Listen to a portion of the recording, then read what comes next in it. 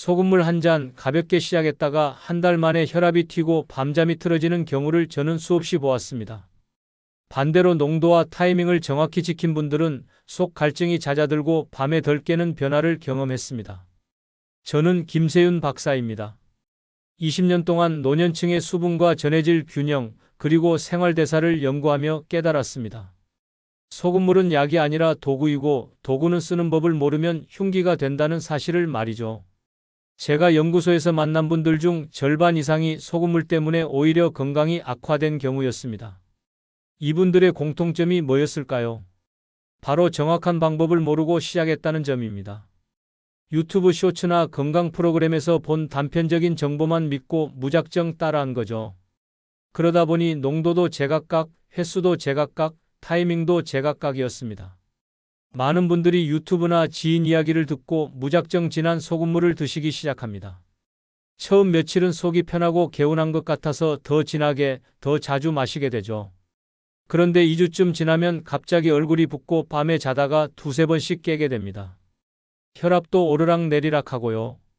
특히 걱정되는 건 이미 고혈압이나 당뇨를 관리하고 계신 분들이 소금물을 무분별하게 시작하는 경우입니다. 약을 드시면서 동시에 나트륨 섭취를 늘리면 몸은 혼란스러울 수밖에 없어요. 제가 만난 분들 중엔 이뇨제를 복용하면서 소금물까지 드셔서 전해질 균형이 완전히 무너진 경우도 있었습니다. 그리고 또 하나, 식사로 이미 충분한 나트륨을 섭취하고 계신 분들이 소금물을 추가로 드시는 경우도 문제입니다.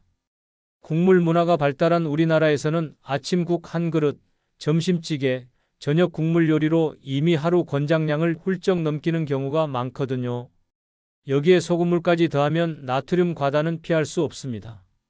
오늘은 매일 소금물을 마시기 전에 반드시 알아야 할 핵심 원칙과 위험 신호를 경고부터 드리겠습니다. 진한 소금물이 아니라 옅은 균형이 답이라는 점, 농도보다 타이밍이 중요하다는 점, 그리고 누구에게나 맞는 방법은 없다는 점을 명확하게 말씀드릴 겁니다. 제가 20년 동안 현장에서 만난 수백 명의 사례와 국내외 연구 결과를 바탕으로 정리한 내용이니 끝까지 들어주시길 바랍니다. 여러분의 건강을 지키는 것도 중요하지만 잘못된 방법으로 오히려 건강을 해치는 일을 막는 것도 제 역할이라고 생각합니다. 지금도 밍밍한 물 대신 짠 물로 바꿔보실 생각이 드시나요? 올봄에 정혜옥 69세님이 연락을 주셨습니다. 유튜브에서 보고 아침마다 진한 소금물을 마셨다가 오후만 되면 머리가 띵하고 밤에 두세 번 깨신다고 하셨죠. 처음엔 속이 편해서 좋았는데 점점 몸이 무거워지고 신발이 꽉 끼는 느낌까지 든다고요. 심지어 평소에 잘 끼던 반지도 빠지지 않아서 걱정이 크셨습니다. 전화로 자세히 여쭤보니 더 심각한 문제들이 보였습니다. 손가락이 뻣뻣하고 아침에 눈을 뜨면 베개에 얼굴 자국이 깊게 패여 있다고 하셨어요. 체중도 일주일 만에 1kg 넘게 늘었고요. 이건 체지방이 늘어난 게 아니라 몸에 수분이 고인 겁니다. 이야기를 듣고 생활을 하나씩 점검했습니다. 밥과 국으로 이미 짠맛을 충분히 먹고 있었고 소금물 농도도 과했으며 시간대가 들쭉날쭉했습니다. 어떤 날은 아침에, 어떤 날은 저녁에, 또 어떤 날은 자기 직전에 마신 거예요. 몸이 혼란스러울 수밖에 없었죠. 특히 정혜옥님은 아침에 된장찌개나 미역국을 즐겨 드셨고 김치도 몇 끼 드셨습니다. 여기에 소금물까지 더하니까 하루 나트륨 섭취량이 권장량의 2배를 넘긴 거예요. 게다가 물 대신 소금물만 마시는 날도 있었다고 하셨어요.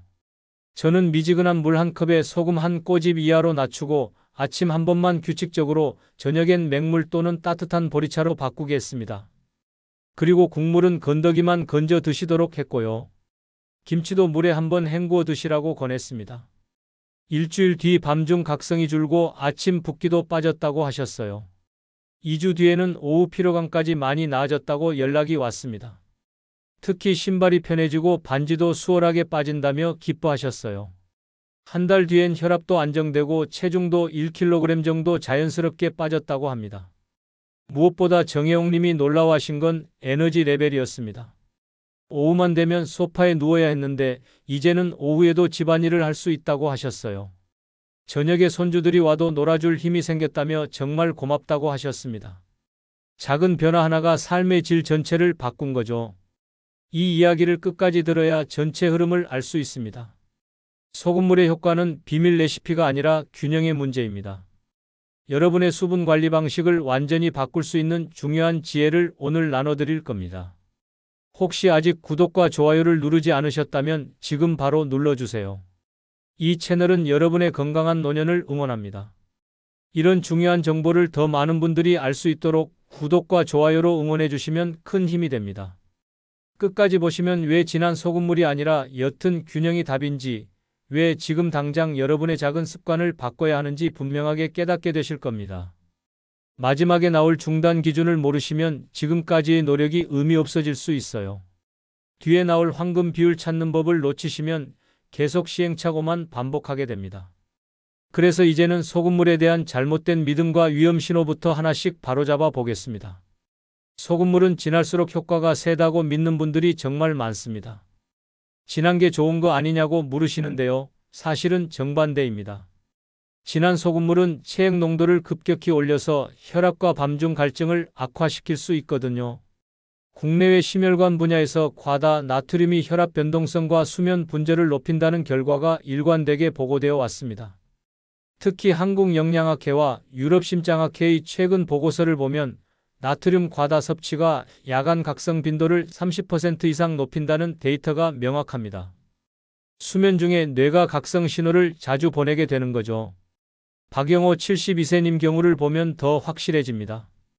이분은 미지근한 물 한 컵에 티스푼 절반 정도를 타서 드셨는데 일주일 만에 어지럼과 밤뇨가 늘었어요. 농도를 절반으로 낮추고 아침 한 번만으로 바꾸자 증상이 사라졌습니다. 박영호님은 원래 혈압이 조금 높은 편이셨는데 진한 소금물이 혈압을 더 자극한 거예요. 그럼 어떻게 해야 할까요? 미지근한 물 200ml에 소금 한 꼬집 이하로 시작하고 맛이 거의 느껴지지 않는 수준을 유지하셔야 합니다.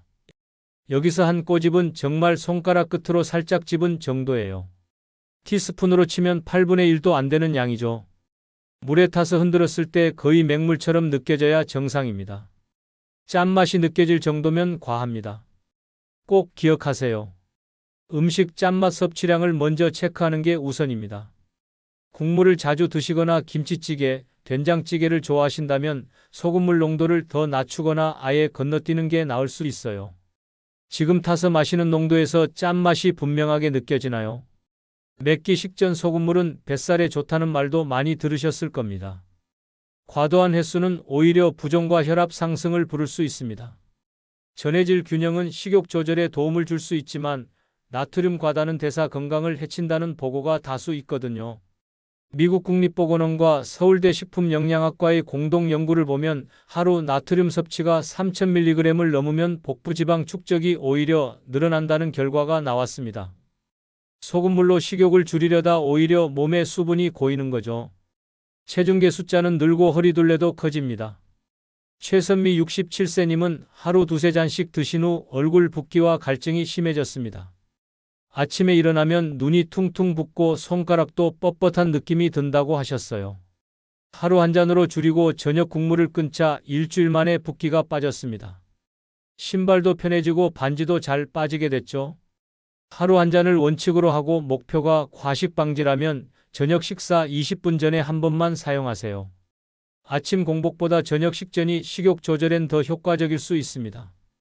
다만 그때도 농도는 옅게 유지해야 하고요. 두세 잔으로 늘리는 순간 부작용이 시작됩니다. 체중 조절은 접시 구성과 걷기가 우선입니다. 소금물은 보조도구일 뿐이에요. 소금물을 늘리기 전에 접시 절반 채소, 손바닥 단백을 지키고 계신가요? 이게 안 되면 소금물 10잔을 마셔도 뱃살은 안 빠집니다. 저염식은 모두에게 좋다는 말도 조심해야 합니다. 지나친 저염은 피로감, 어지럼, 밤중 각성을 유발할 수 있거든요. 일부 연구에서 과도한 저염이 호르몬 반응을 자극해 불면과 혈당 변동성이 커지는 경향이 보고되었습니다. 캐나다 맥마스터 대학교 연구팀이 18개국 9만 명을 추적한 결과를 보면 하루 나트륨 섭취가 3000mg 미만으로 떨어질 때 오히려 심혈관 위험이 증가하는 유자 곡선이 나타났습니다. 너무 많아도 문제지만 너무 적어도 문제라는 거죠. 균형이 답입니다. 김도경 70세님은 극단적 저염 후 밤중 각성이 늘어났습니다. 국물을 완전히 끊고 소금도 거의 안 쓰셨는데 밤에 자다가 두세 번씩 깨고 아침에 몸이 무거운 거예요. 옅은 소금물 한 잔을 아침에 추가하고 식사엔 적당히 간을 하자 증상이 완화됐습니다. 전해질 균형이 회복된 거죠. 짠 국물, 젓갈을 줄이되 맑은 물과 옅은 소금물 한 잔으로 균형을 맞추세요. 어지럼, 심한 피로가 생기면 농도를 더 낮추고 중단을 고려해야 합니다. 물을 많이 마셔도 갈증과 피로가 남아있는 편인가요? 그렇다면 전해질 균형이 무너진 신호일 수 있습니다. 어떤 소금이든 다 같다고 생각하시면 안 됩니다. 위생과 안전성 검증이 우선입니다. 제품별 미네랄 조성 차이가 있으나 가장 중요한 요소는 중금속과 불순물 관리라는 점이 반복 보고되고 있어요. 한국소비자원 조사를 보면 시중 소금 제품 중 일부에서 기준치를 초과하는 납이나 카드뮴이 검출된 사례가 있었습니다. 히말라야 핑크솔트처럼 이국적인 이름이 붙어도 검증이 안 된 제품은 위험할 수 있어요. 예쁜 색깔과 그럴듯한 이름에 속지 마세요. 남이라 66세님은 출처 불명 제품 사용 후 입안 자극을 겪었습니다. 온라인에서 저렴하게 산 천일염인데 물에 타자마자 혀끝이 따끔거리고 목이 칼칼한 거예요. 제품을 바꾸고 나서야 증상이 사라졌습니다. 검증된 제품을 쓰는 게 얼마나 중요한지 보여주는 사례죠. 라벨의 안전성 검사 표기를 확인하고 검증된 제품을 소량 사용하세요. 식품안전나라 인증 마크나 HACCP 표시가 있는지, 생산 이력이 명확한지 꼭 체크해야 합니다. 색이나 이름만 보고 선택하지 마세요. 사용 중인 소금의 안전성 표기를 확인해 보셨나요? 밤잠 안 올 땐 자기 직전 한 잔이 답이다는 말도 위험합니다. 잠 직전 다량 수분은 야간 소변을 늘려 오히려 수면을 끊을 수 있거든요. 수면 위생 연구에서 취침 1시간 전소량 음용이 권장되는 이유가 바로 이겁니다. 일본 수면학회 연구를 보면 취침 30분 이내 물 섭취가 야간 각성을 40% 이상 증가시킨다는 결과가 있습니다. 방광이 차면 뇌가 깨어나는 신호를 보내기 때문이죠. 깊은 수면을 방해하는 가장 큰 요인 중 하나가 바로 잠들기 직전 수분 섭취입니다. 조정남 74세님은 잠들기 직전 한 잔을 저녁 식사 1시간 후로 바꾸고 밤중 각성이 줄었습니다. 원래는 자기 바로 전에 마셨는데 밤에 두세 번 화장실을 갔어요. 시간을 당기니까 밤에 한 번만 가거나 아예 안 가는 날도 생겼습니다. 수면의 질이 확연히 달라졌다고 하셨어요. 취침 1시간 전 아주 옅은 소금물 한 잔 또는 맹물로 대체하세요. 야간 심한 갈증은 역류나 당 조절 등 다른 요인 점검이 필요합니다. 밤에 자주 깨신다면 마시는 시간대를 조정해 보셨나요? 시간대만 바꿔도 수면의 질이 확 달라집니다. 누구나 시작해도 안전하다는 생각도 큰 오해입니다. 개인 상태에 따라 위험할 수 있는 방법이에요. 나트륨 민감도가 높은 집단에서 혈압 반응이 크다는 연구 결과가 많습니다. 대한고혈압학회 자료를 보면 65세 이상 인구 중 약 40%가 나트륨 민감성 고혈압을 가지고 있습니다. 이런 분들은 소금물 한 잔만으로도 혈압이 10에서 20 오를 수 있어요. 특히 신장 기능이 약해진 분들은 더 조심해야 합니다.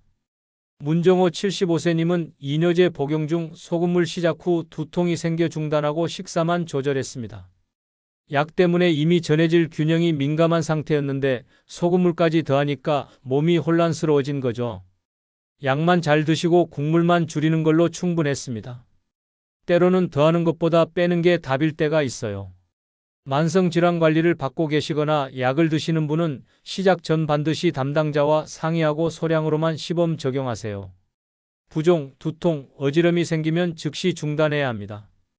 현재 드시는 약이나 부종이 있으신가요? 있다면 소금물은 신중하게 접근해야 합니다.